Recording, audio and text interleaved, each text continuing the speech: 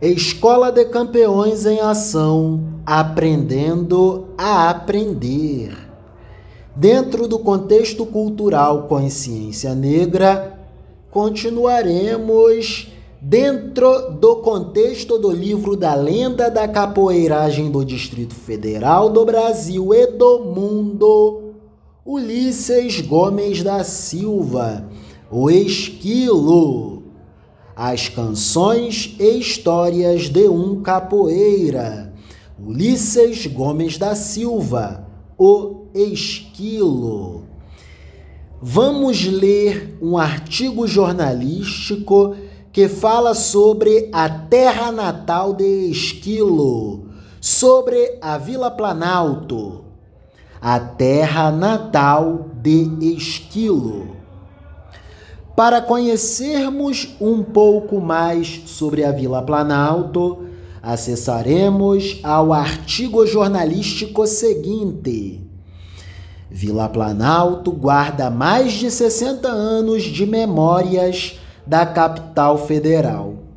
Por Correio Brasiliense, em 29 de fevereiro de 2020. Vila Planalto guarda mais de 60 anos de memórias da capital federal.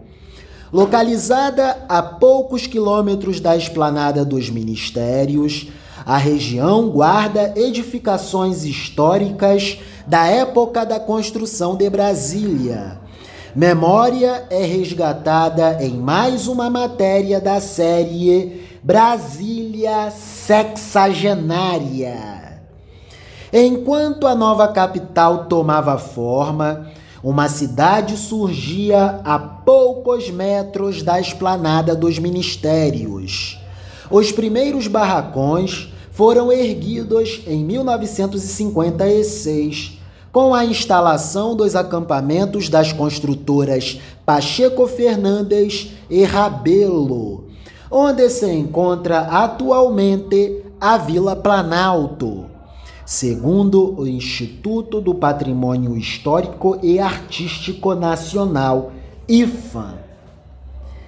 As casas de alvenaria ganharam espaço, mas há aquelas que lutam contra o tempo e mantêm as características originais.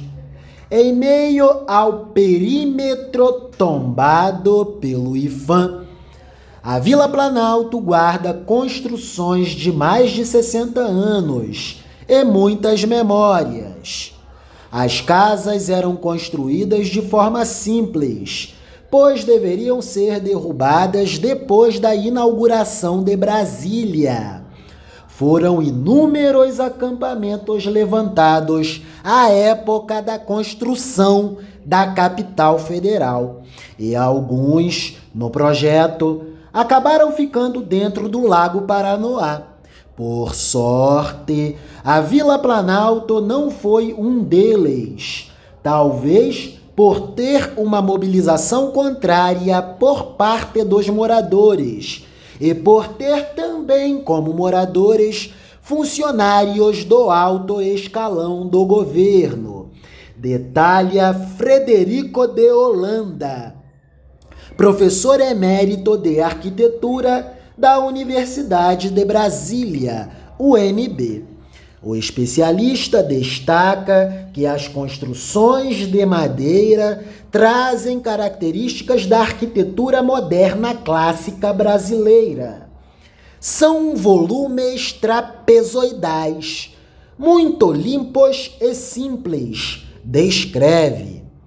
A chefe de cozinha Helena Maria Alves, 64 anos de idade, mora em um dos poucos imóveis com características originais. A goiana chegou a Brasília com os 4 filhos em 1985, quando passou a morar na residência. Na época em que o povo estava derrubando as casas de madeira, a gente nem tinha condições de financiar uma casa de alvenaria. Com o tempo, fomos aprendendo a amar da forma como a casa é, conta. Repetirei a fala de Dona Helena Maria Alves, 64 anos de idade. Na época em que o povo estava derrubando as casas de madeira, a gente nem tinha condições financeiras para financiar uma casa de alvenaria. Com o tempo, fomos aprendendo a amar a casa da forma como ela é. Conta. A estrutura fica no acampamento EBE e servia de abrigo para os engenheiros da construção da nova capital. As casas vizinhas, que antigamente eram iguais à casa de Helena, não existem mais. Elas foram derrubadas e erguidas com outros materiais. Seria muito bom se mais gente mantivesse a casa de madeira.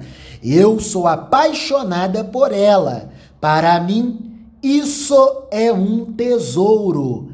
Admite. E o texto se segue.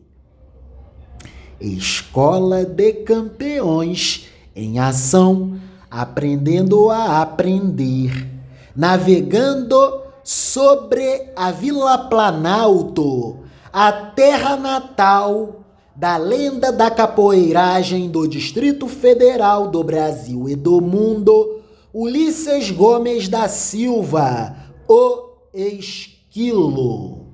É isso.